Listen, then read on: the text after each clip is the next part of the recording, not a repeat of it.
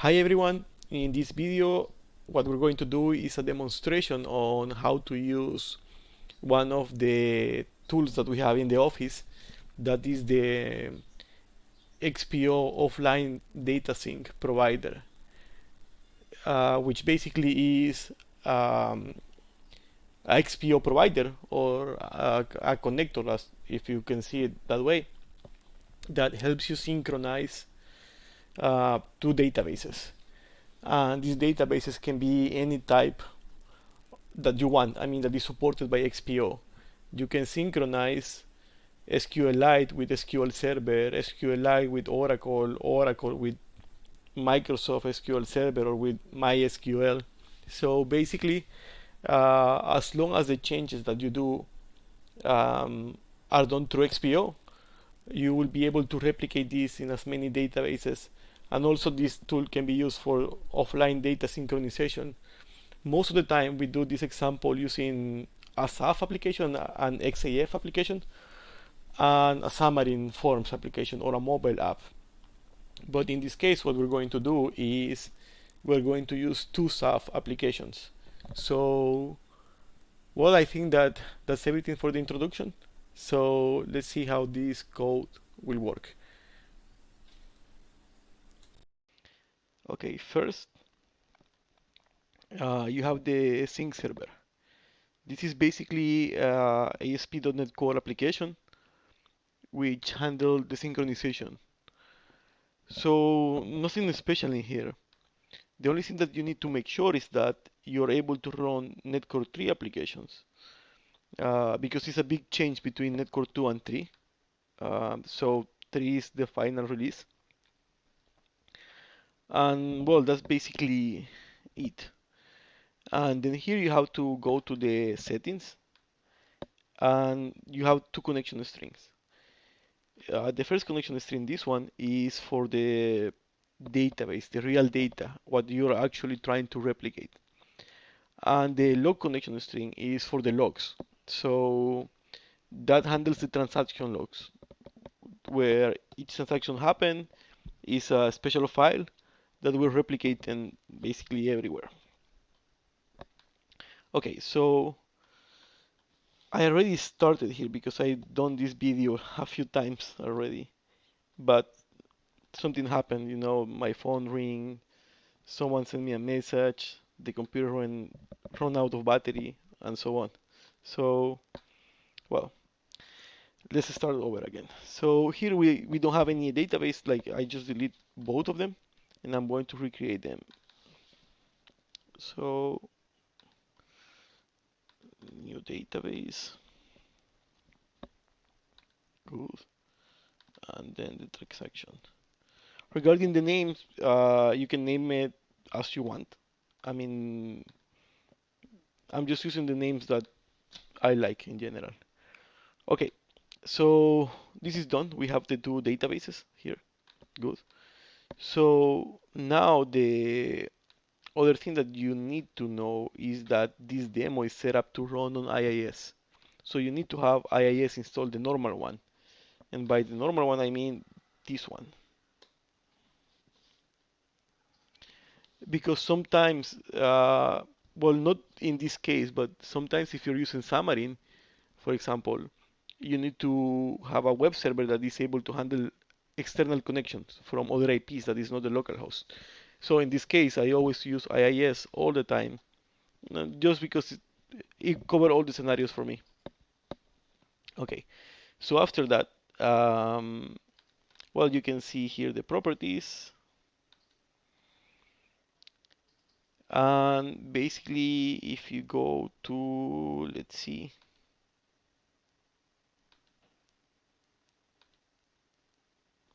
here, it will show you the URL that it will create, and it's in localhost, but you can change it to your IP address, for example. Especially if you're going to connect from a different machine, you need to change localhost for the machine IP or DNS name, whatever you have. And that's pretty much it. Also, in here, when you download the source, you will see that you have this little nugget in here, which is basically ours. So this, to get this, you need to set up your nugget feed. Um, well, you need to set up our nugget feed. In this case, let's go to tools, and in here we find nuggets and package sources. Um, here, you have to add this one. You just hit plus and copy this URL. I'm going to paste it here in the source code, and you can name it as you want. Actually, the name of the feed is bit, but you can put any name as you want. So I'm going to copy this, so you will find it here in the source code, the URL.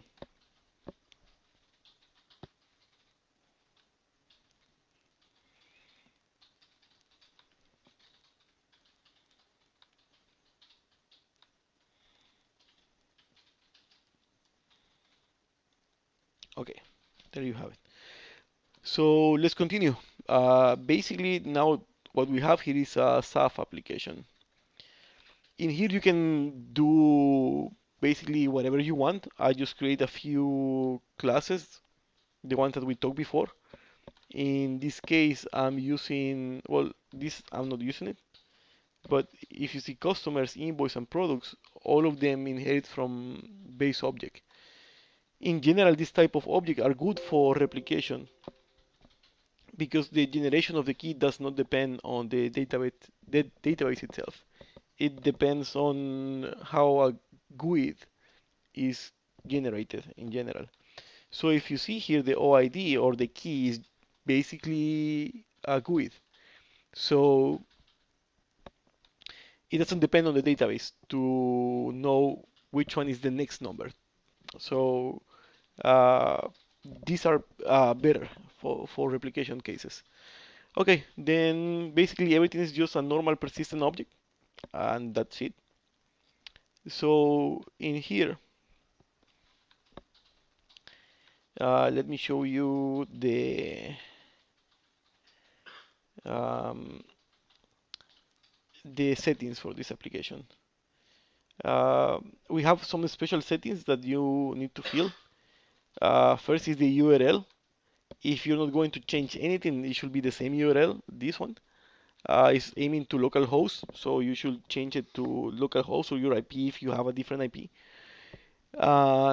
Then each application should contain something that is called identity, so I can identify from which person is each, each log coming to the server. Then try to push on every commit is that whenever you do a commit changes of the object space or unit of work, it will try to send the data to the server. In this case, it's false because it's better. You should only do this once per day or once every few hours. And then this last one, you don't need it. I actually put it in here so I can run the updater without running the updater tool. So the only three ones that you need are these ones. Okay, so in here, I'm going to compile this.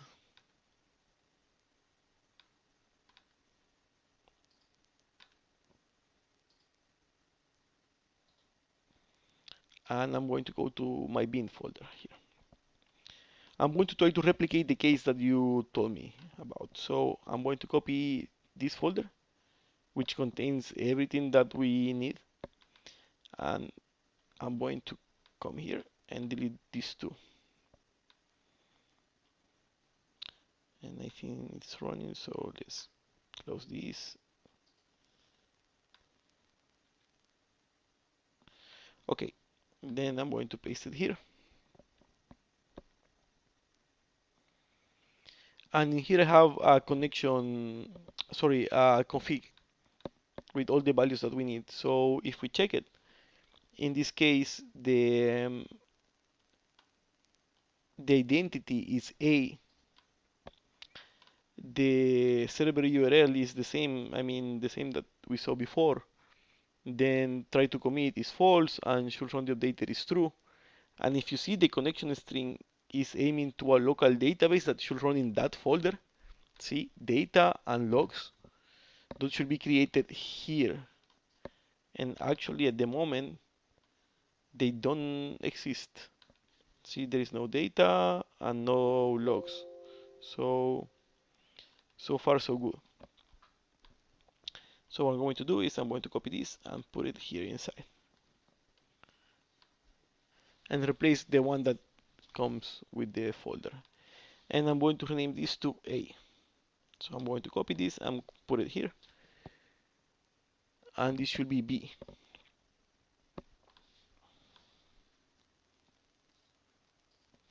Okay, so I'm going to go here inside and I'm going to the config because the identity of this is the only thing that is different. This is B.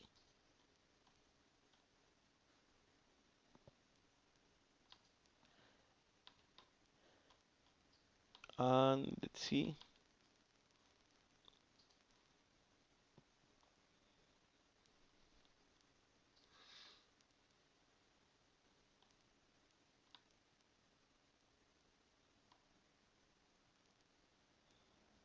Here's the config. And let's edit this one. And this is A. So we have A and B. Good. So basically after this, what you need to do is, well, make sure that the server is running. So in this case, I'm going to run it.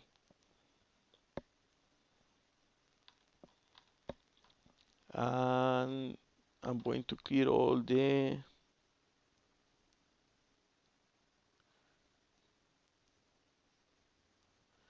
well, I need to run before I delete the breakpoints.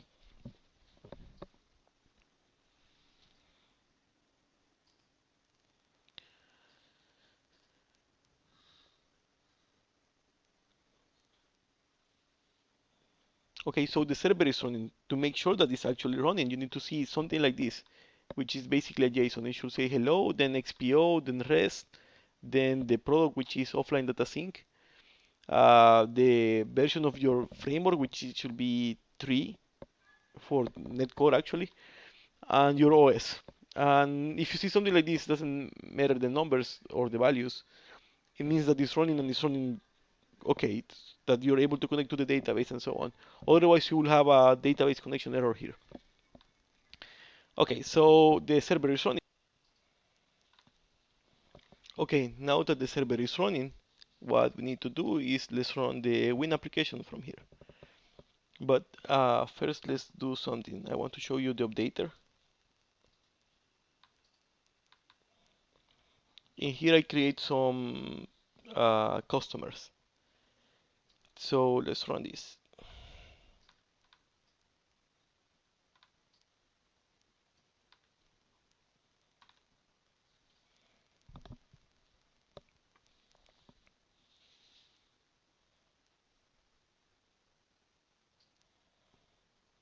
So we don't have any invoices, but we do have some customers here.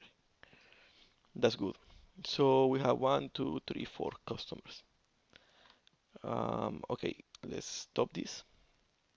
And let's see the application folders that we have.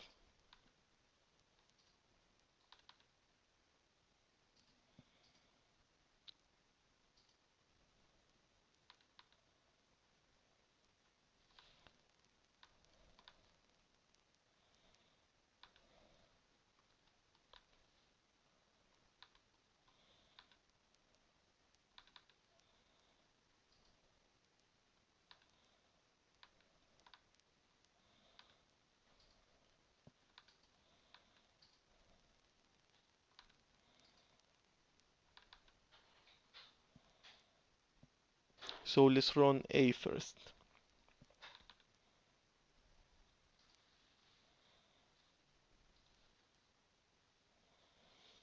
Okay, if you see there is no data here, the database is just created and here is new one with the logs and the data.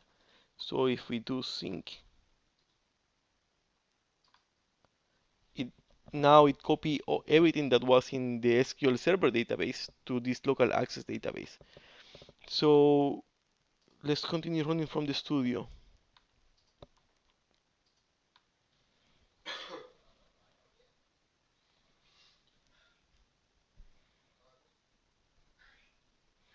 Okay, so in here we this one is attached to SQL Server, and this other one is attached to Access actually. So if you see, the data is the same, and we can edit one. For example, I'm going to edit myself here and save, and then sync data, so it push the changes to the server, and this can sync data and then refresh. So see, now is the same. I mean, the values are the same. For example, let's create an invoice in here. This one, I don't remember which one was anymore, but it doesn't matter. So let's create an invoice. Let's put the date here and the customer, and save it, and then add an invoice detail. We don't have any products. Let's create a product. Let's put a value for the unit price, test product, and description. Okay, so we have created the invoice with the invoice detail and with a test product. So it's quite complex operation. We will save, we will sync data, and in here let's sync data also. And let's see the invoices. We have the same invoice with all the complex transaction on the other side. So right now we're running the one from Visual Studio and the one in folder A. I can do the same for folder B. Okay, this is empty, and just let's make sure again that is aiming to the right configuration.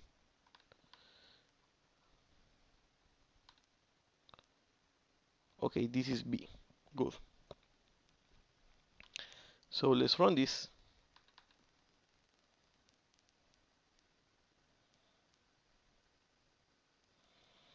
And nothing is here.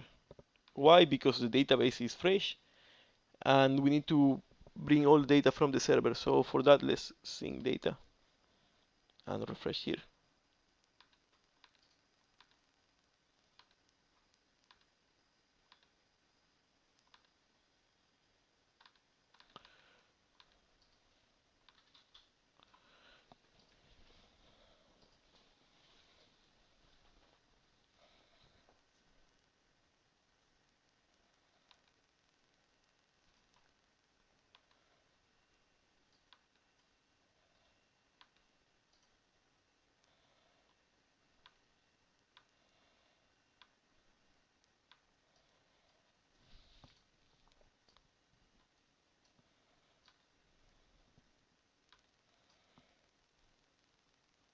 Okay, now that we have replicated the operation, we can do the same. Uh, well, let's do another CRUD operation. We already update and created objects. So let's delete the invoice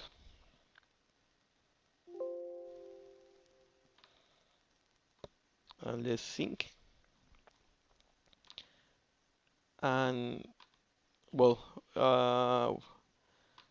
let's sync data and refresh. The invoice is not there anymore. So basically, as you can see, it's like quite easy. There is only like a few lines that you need to do on your controller, which are basically pull and push.